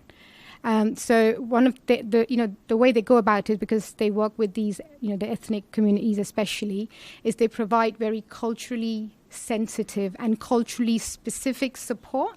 So there is a lot of, understanding of the background. There's a lot of, assessment of more specific needs. There is, for example, a lot of support offered in community languages, interpretation, things like that, which if you imagine, it actually in many ways makes something that is not easy to support with slightly harder as well, but they obviously try to sort of cater to that sort of the demographic of our community, so they go over and beyond to do that, and they do it in this way. So I feel that's an amazing thing. I feel what sort of takes place in terms of support that they offer, but also the other part is, like I said, it's who they support, how they're doing it, but also the final objectives then that they try to achieve, which we like, which how they say it in each is the 3 S's, which is support, stability, and sustainability. So you support, you empower, you change the situation, but then you try to do that on a consistent basis, so it stabilizes the situation. It's not just crisis management, for example, but it's ongoing support, hand-holding, as they'd say. And then from there on, it's sustainability. So ensuring once the hand-holding, whatever sort of support is sort of weaned away or taken away, they're able to, lead their own independent lives and have agency and make their own decisions. So, yeah. I think, like you say, that you touch on there, that these people are treated as individuals, but there's a great respect for the communities that they're a part of as well. And, these communities are part of these individuals as anything. This is the thing, and I think it goes very deep, that does. It absolutely does, yes. So, obviously, anybody... This is it, it's cutting through, breaking them down, and this is what it's all about, I think, at the end of the day. It opens up the doors, doesn't it, once you've opened up yourself there. So if anybody at home watching today would like to find out more about each, how can they get in touch? So there is, for starters, there's the website. So you could always log into eachcounselling.org.uk. They recently revamped it and they've added all the services now. So it's a newly done up website. They've got lots of information on there. So please do not hesitate to log in. A lot of the issues that, the things that we've just spoke about tend to go unreported. So this is one of those things that if people need help and support with this, they really need to reach out. And I can promise you there is help out there. Definitely reach out, yeah. I think that's the thing you say, it's the accessibility of reaching out and help, and I think part of the battle is already knowing that the support is there, and I think a lot of people don't realise that the support's there to be accessed a lot of the time. Absolutely. And I also want to say that if you do reach out, especially in coming from situations of abuse and trauma, etc., please know that you will be believed and it will be acknowledged and help will be given out. You will be supported. So do reach out. Wonderful. It's really inspiring. Your passion for it as well is very clear, I must say. So thank you very much for coming on and having a chat with me today. It was lovely to meet you, and I'll get back to you, let you get back to changing lives, I think, then. Elaine, we're going to come back over to you, as I know you've got some lovely new guests there on the sofa with you. Henry, you would think that we've organised it, but we didn't. We didn't arrange it at all. We have on my right beautiful Liz from Bellina, and we're actually wearing the same colours, bang on. And we also have Chanel, who's also part of Bellina Consulting as well. Ladies, welcome. Thank you. So first of all, I'm going to start with you, Liz, and just to say...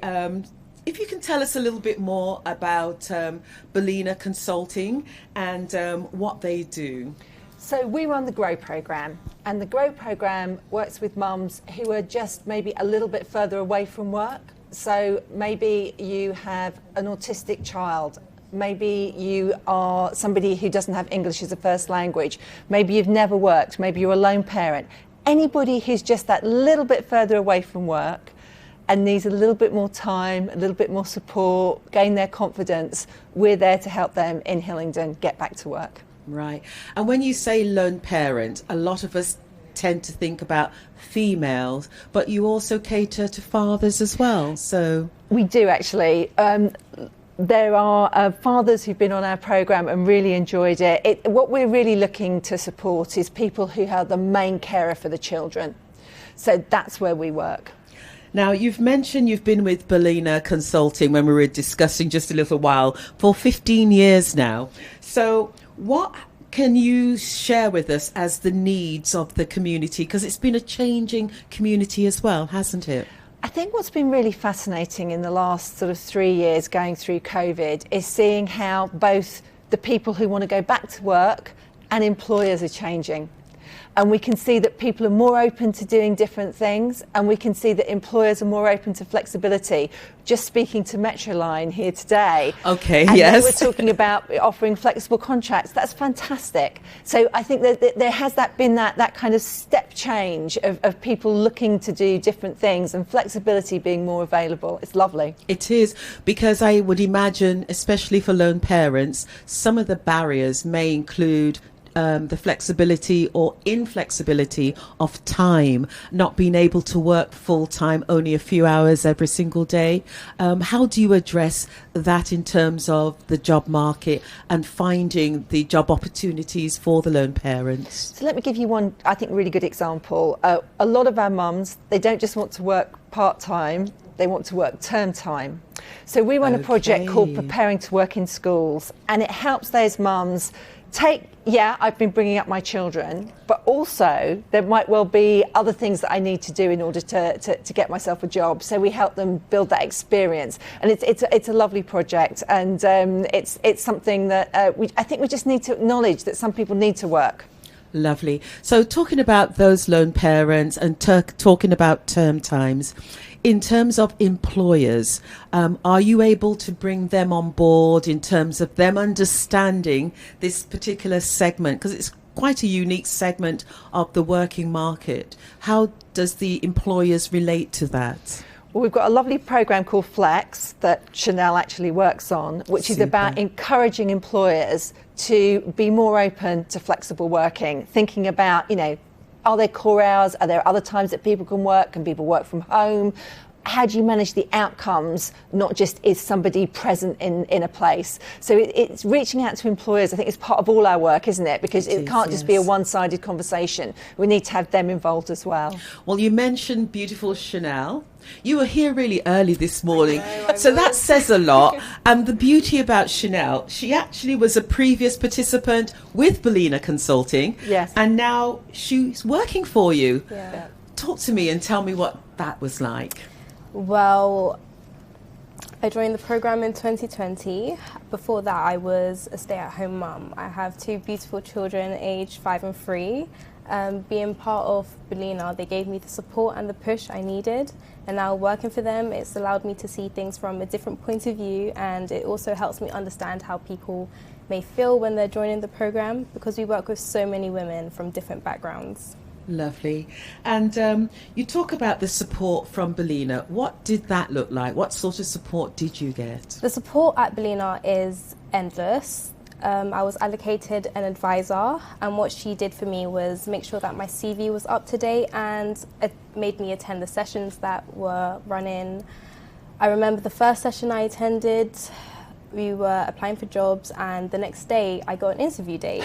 So it was all very quick. Super, that was very quick. Yes, and then I called my advisor telling her I got an interview date, and I was sort of panicking, and she was like, just calm down, breathe, you're going to do great. And then I got the job. So you actually got the job. Well done and congratulations. Thank you. Now just tell us, how have you ended up as being part of that team? Because you've actually come full circle. So if you can just elaborate and just share with us, because there's going to be a lot of participants who, like yourself, from similar background with children, confidence you talk about. If you just like to elaborate a little bit there. So when my work contract was coming to an end, I wanted to find a job that was flexible because, as I mentioned, I am a mum and my kids are very young. And then I saw an opportunity to work for the GROW team, and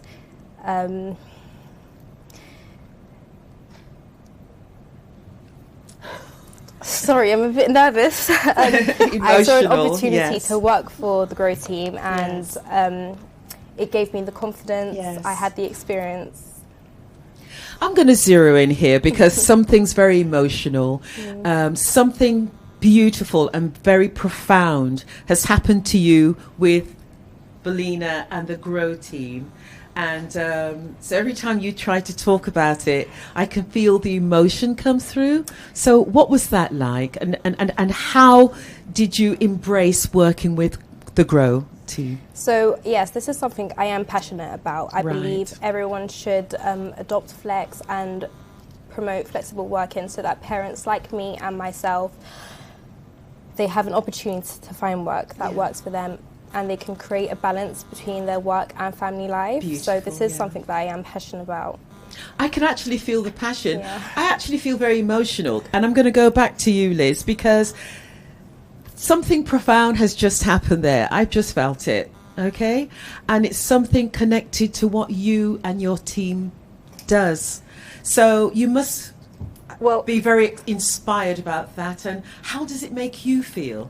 We're so lucky to have somebody like Chanel working with us, and we always try to look for people who are resilient. And I would say anybody who gets back to work, who has been through the issues that we were talking about earlier, they do have that resilience.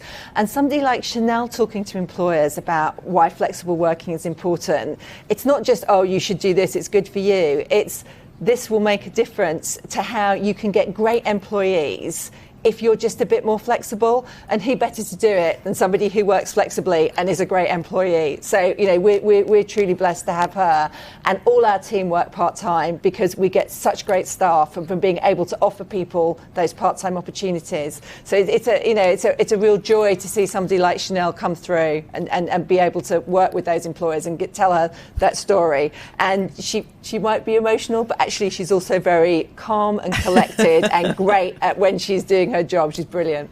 Actually, she's a great ambassador, isn't she, for Bellina Consulting. Tell me, in terms of how can other people get in contact with your organisation? Because I can just imagine so many people thinking, I'd like to be part of this organisation. How can they go about doing that? All they need to do is go onto our website, getreadyforwork.org. Just go on there. There's a form there you can fill in. Somebody will back to you within 24 hours and we'll get you onto our programme. So as long as you're a mum in Hillingdon, want to get back to work, contact us. Lovely. Chanel, Liz, thank you so very much for joining us this afternoon. And we're going to throw it back over to Henry. Yes, thank you very much, Elaine, there on the sofa with her lovely guest. Lovely to hear Chanel's story there. I'm now joined by another Seetec participant here, Zachariah, and his employment advisor, Sam. Welcome, guys. Thank you both for coming on today. I'll be with you in a minute, Sam. Zachariah, a couple of questions for yourself first. Tell us about your previous employment and why you were referred to Seetec Pluss, please. First of all, I'm an accountant. I was working in Super Financial Limited as a branch manager in Southall. And because of the pandemic, the management decided to close the branch. Since then, I registered in Universal Credit Office with wonderful coach Maxine, who was supportive, kind, and professional. She read my CV and she told me that I am going to refer you to Restart Scheme, which is very professional. They are so professional to support you and find you easy job. That's why I came to Restart Scheme. It's great to hear. Like you say, it's lovely to have that support there, isn't it? So for you, what did you find after obviously being employed at the bank and the branch having to close due to the pandemic? What for you was the hardest part of unemployment? The hardest part in unemployment, it's definitely you'll struggle.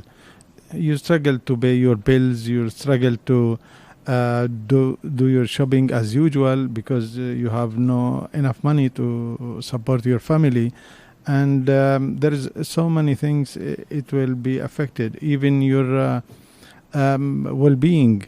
It might be affected because of lack of money, and you are not working. You cannot go for restaurants, for even you cannot social like before, and emotionally you might be affected. That's why it's too hard. You cannot go for to support your team. You cannot go for holidays. It's very important. Yeah. Like you say, I don't think it's realised how much unemployment can impact somebody's well-being. We're impacting so many aspects of their life to the point where it's not just not about having this job, is it? It's affecting your personal life out of work time and things like this. So what would you say to others that are struggling whilst looking for work about the support you've had from Seetec Pluss? First of all, there's 4 things. They have to be optimistic always. They have to improve their skills. They have to keep learning, and they have to believe in themselves, because they deserve a better life. Always they have, and there are always so many opportunities and vacancies matching their skills and their experiences and their qualifications. And there are also so many professionals like Sam to support people who are unemployed. There are so many professionals like Sam who was really very talented. From the first interview, he just read my CV, and because he was talented, he was well organized, which is very important, and he was professional, and because he has a lot of connections with employers, that's why it was too easy for him to find me a full-time job here in Uxbridge. I can see you've got such a willingness as well, and I think that's such an important quality there, that you've got driving yourself behind. I cannot forget that from the first interview he found me a job, full-time job, which is not easy at all. I think that speaks volumes for both of you. It really does. It's an asset to the both of you. So Sam, could you tell us what it's like in a typical day of an employment advisor? Full of excitement, I imagine, glamorous, no doubt. Yes, definitely, as you said, full of excitement. And in fact, every day is not the same day, because you meet different people having different backgrounds, they have different problems, different issues, and every day is something different. And you learn, as an advisor, you also learn new different things from them. So a typical day will be, when the participant comes in, preparing their CVs, tailoring their CVs, helping them with their cover letters, preparing them for an interview if they have interview ahead, building their confidence and motivation. That's the main part of this program, and we as an advisor help that. Other than that, there are different other things, like we do help them with their financial issues, with their housing issues, and obviously those who have gone into work, we do provide them with in-work support. Now, supposing if they require anything, when they require clothing in order to start, we do help them with that. Obviously, they have been on universal credit for quite a long time, so they might not have the traveling for the initial month, so we help them with the initial month of their traveling as well. So, yeah, the typical day, there's lots to add, and I won't be finishing if I continue with all of that. But that's how it is. So I think going from that, obviously having so many aspects to the job, obviously I've got to ask that. I know you're not meant to have favourites, but what for you is the most rewarding part of the job? Obviously you've got finding your participants these jobs and things like this, but going from there, it must all be so rewarding, really. Yeah. I will say the most rewarding part of this job is seeing a participant's journey. That journey can last as short as Zakaria, maybe a week, or it can last for a month, 6 months, or even more than that. Yeah, like let's just take example of Zakaria. When Zakaria came in, when I met him, when I said, "Hi Zakaria, how are you doing?" He was like, "Not too bad," and he was very, not that confident enough, because he had been out of work for quite a long time. But when I saw him and I told him that I might have something for him, he was full of excitement, and he was full of, yes, Sam, tell me more about it. Yeah. So, and within a week, I think so, he secured his self-employment. When I referred him, they called him for an interview, and he accomplished the interview, and he got the role. And then when I saw him, it's in this building itself. When I saw him on this first day, and he was like, "Sam, I got the role, and this is my first day, and I'm starting." And just to see that excitement on your participants, the happiness on their face, that's more rewarding for us. Now, obviously, Zakaria, you really are a success story here of Sam, and like you say, to see that journey come to fruition at the end, isn't it? It's this reward at the end for yourself, which in turn you get this empathetic reward from as well, I think, don't you? This is the thing. So now, I must say, we've got a couple of videos now coming up before we go to our last segment with H for All from Thrive London. So thank you both to joining me today for having a little bit of a chat. We're going to take a look at these short videos, and we'll be right back after a break. 6 ways to improve your well-being. Stay calm, we will get through this. It's normal to feel anxious and worried about things that feel out of your control. Try to relax, take deep breaths, and focus on the present. This will help lighten negative feelings. If you or someone you trust can go online, visit good-thinking.uk for free NHS-approved digital tools to help manage anxiety, low mood, sleeping problems and stress. Be kind to yourself. Find time to do something you enjoy. It's okay to treat yourself to the things that make you smile and make you feel good. Make yourself a hot drink, watch a film, read a book, or try a crossword. Don't be hard on yourself. It's important to recognise your successes and the things you are grateful for, no matter how small. You could consider keeping a gratitude journal each day where you write 2 or 3 of these things every night before you go to bed. Connect with others by phone, text, social media, write a letter, or smile at your neighbours. Many of us will miss seeing friends and family and taking part in our usual activities. It's important that we stay connected. Get in touch with friends and family to share your thoughts and have a chat. If talking to a friendly stranger is easier, you can call the Silver Line on 0800 470 8090. It's a free helpline offering friendship and advice to older people 24 hours a day. If you're online, find some tips from our friends at www.campaigntoendloneliness.org. Take a break from listening to, watching, or reading the news. Reduce the impact of information overload on your mental health. You may want to limit your intake of daily news, as too much coverage can be scary and make you stressed. If you're online, the NHS website always has the latest information at nhs.uk/coronavirus. Move around and find different ways of staying active. Being active reduces stress and helps us sleep better. If you have access to a garden, or if it is safe for you to leave your home for exercise, then get some fresh air, go for a walk or a run. If getting out and moving around is not easy or possible for you, keep moving about indoors as often or as much as you can. Explore different ways of adding physical movement and activity to your day and find some that work best for you. Help is available if you are not okay. Things can feel very hard at times. Support is available for whatever you are going through. There is hope and you're not alone. These helplines are free and confidential. Call Samaritans on 116 123. Whatever problems you are facing, Samaritans are there to listen. Shout. Text SHOUT to 85258. This text service for support with any mental health concern will not show up on your bill. Cruise. Call 0808 808 1677. This service offers support and advice if you are grieving or dealing with a bereavement and a loss of a loved one.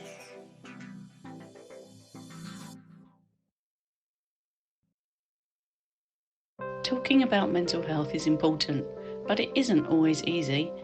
Try our conversation tips and prompts to help you get your community talking. S. Situation. Using a situation to find common ground. All of these new changes are so hard to keep up with. How are you feeling about the easing of restrictions? I'm looking forward to a holiday, but staycations are expensive and I don't feel comfortable flying yet. How are you feeling about travelling? I. Initiate. Initiating a caring conversation, asking direct questions. You haven't seemed like yourself recently. Is there anything you want to talk about? Since the restrictions have been lifted, and if you feel comfortable to, are you free to meet to catch up over a coffee this week? G. Guide. Be a good listener, without judgment. You said you missed your brother's wedding. How has that made you feel? You mentioned relationship worries. How is this affecting you? N. Nudge. Prompting with positive encouragement and practical suggestions. How would you feel if I helped you to find someone who can help? What have you thought about for next steps? How would you like to move forward? I am happy to help. SS. Support and signpost. Sharing help and resources. It's been great to talk about this. there's so much more help available for you if you'd like to speak with someone from the NHS or from any other local organisations. Here are some options for you.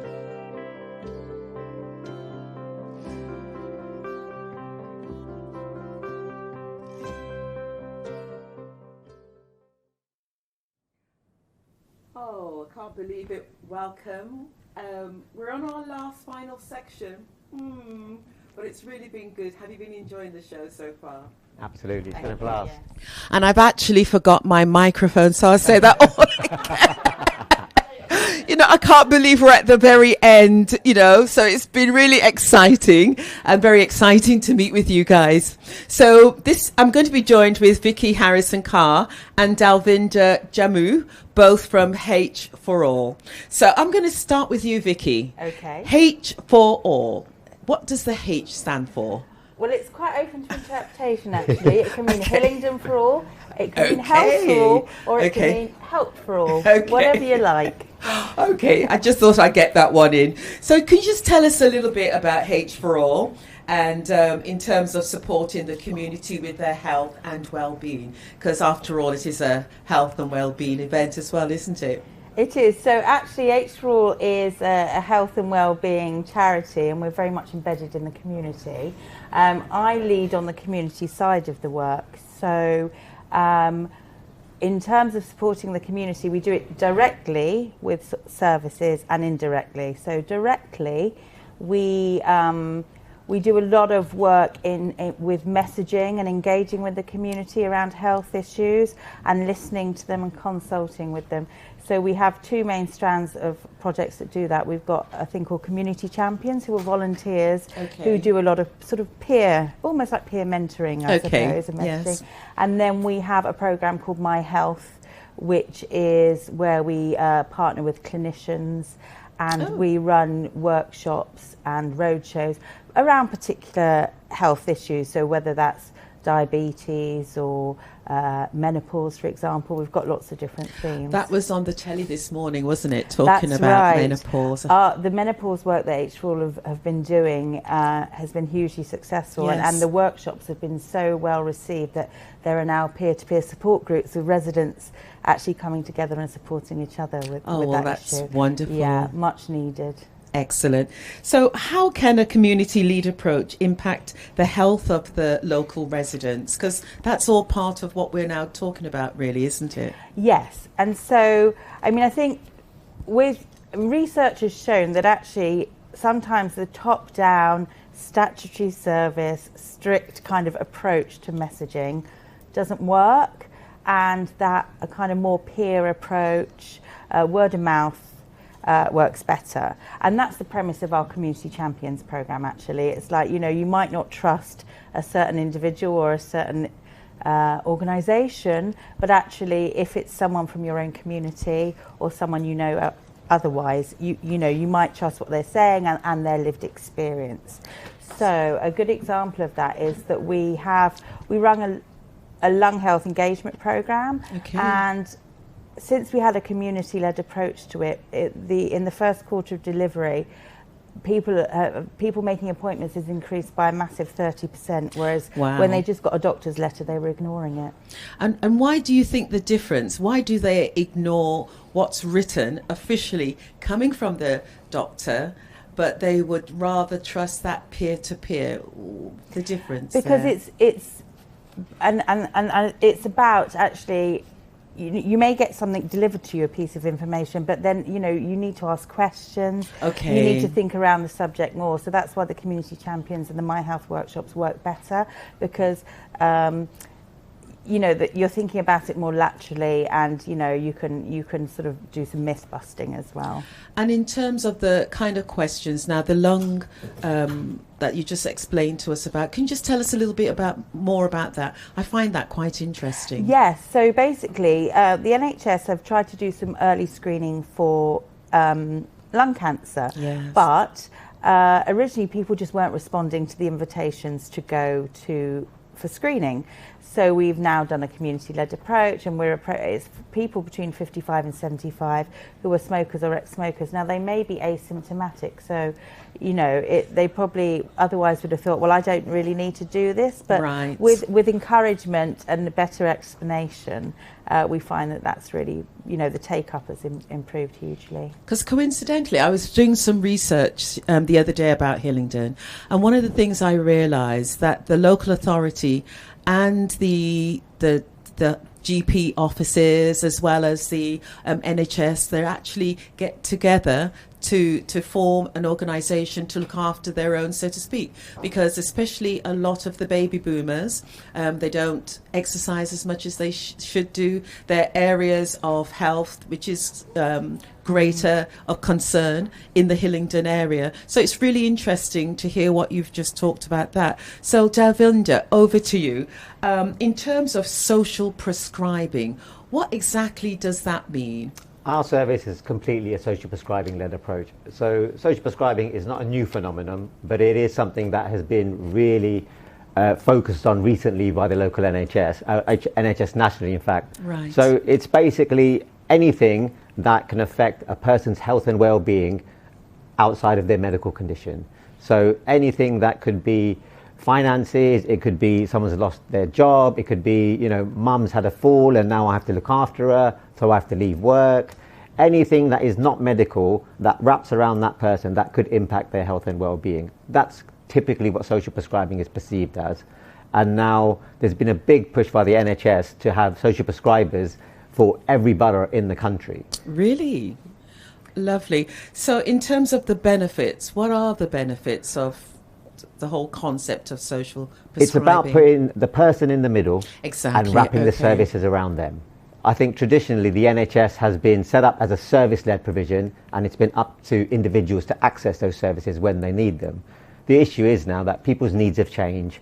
We've got a greater population. You look at our local borough now, we've got a large population, elder population. Aging population, we've got a large amount of health deprivation between the north of the borough and the south of the borough.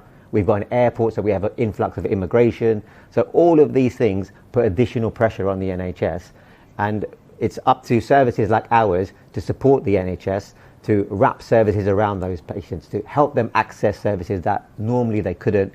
Maybe they've got literacy issues, maybe their English is a second language, maybe they've got mental health issues themselves. So they find it difficult to navigate the health and social care pathway. So our teams help to do that, as well as provide them with emotional support, access to services, information, advice, benefits, signposting to local groups, support services, anything that can help them with their health and well-being. Well, that's interesting, because when you look at Hillingdon over the years, the changes in diversity has been huge, hasn't it? I think it's near 50-50 now in terms of how it's been allocated in terms of the demographics. So how have you managed to work with all the different nuances, with the cultural diversity, cultural differences, the barrier of not speaking the language? We have a patient-led approach and we have a neighbourhood approach. So we look at the areas where people are based and deliver the service based on the needs of that local area. So for example, a lot of our ethnicity is within the south of the borough. So in those boroughs, we employ workers that do speak local ethnic languages, that are familiar with the community. And most of our staff, about 80% of our staff, are Hillingdon residents, born and bred. So they know the borough. They know how, what makes it tick. They've seen the changes. They've been working in the field in different charities or social care or health for a number of years. So almost organically, you have an attachment to what's happening in that borough, and you can cater for it, almost organically in that way. Lovely. And you also have like a well-being-led service. What does that look like? So it is, as I've said many times, it's about looking at the needs of the person. Right. It doesn't really matter what that patient has always been referred for. It matters what's important to that patient. So, to give you some examples, we've got patients who have got health conditions, but the things that are really bothering them are they're now frail and they can't look after their home. That's affecting their mood, their well-being. It can cause depression. It causes them to become socially isolated. They then require additional support and services. So in instances like that, we could support them with getting someone in to help clean the house, or cut the grass, or take them to the shops, or help them to manage their medication. Get them internet savvy so they can reach out socially in that manner. we don't really have a limitation in what we can do for patients. I mean, our main remit is it's 18 plus. We're mostly health focused because we're health funded. You've got to be a resident of the Borough of Hillingdon, and we support with long-term health conditions, frailty, social isolation. But more importantly, we also support a cohort of patients that are at risk of their conditions getting worse because they're not managing their health properly because of all of these wider elements that might be impacting them, and we try and support with those. I have a question, and it's really for me, because I think back on my situation when my mom was, ailing, and I didn't know what to do. I Absolutely. didn't know how to reach out. Yep. So I found myself literally working around the clock, trying to work, trying to take care of her. Perfect example. Arguing with the family because I didn't think I got enough help, and it was just going around and around. I didn't know where to go. How do you get that message out to people? Through the community. That's simply it. So, I mean, we're based in GP surgery. So if you manage to get to health, we're working there as well. We're based in A&E also. We've got field workers who operate all over the borough. But it is about community messaging. It's about promotion. It's about networking as much as you can, linking with other small groups, charities, but also health professionals, the different wards, the different departments of the council. Is trying to get the message out as much as you can, but we're very accessible. We're a 9 to 5 service. You can self-refer, you can get referred by a health professional, you can telephone in our website, so we're fairly accessible. So, and likewise, if people want to get involved, they can call their GP and everything you've just mentioned. Absolutely, yeah, anyone can self-refer, but most of our referrals, as I said, we're a health-led service, so we're focusing on patients that are already within the system and using a significant amount of resources. Well, this is a feel-good event, so I'm going to ask you both individually. I'm going to start with you, Vicky. How do you go about looking after your own health and your own well-being and feeling good in general? Okay, so you have to. I'm a busy working mum, so me time is important. So I try and factor in some meditation, aromatherapy, walks in nature in particular I like, and also just trying to keep healthy, no meat and avoiding sugar.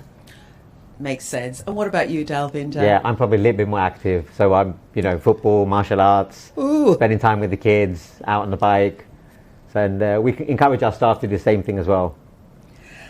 Now, you know what, I think we've come to the end of the show so far.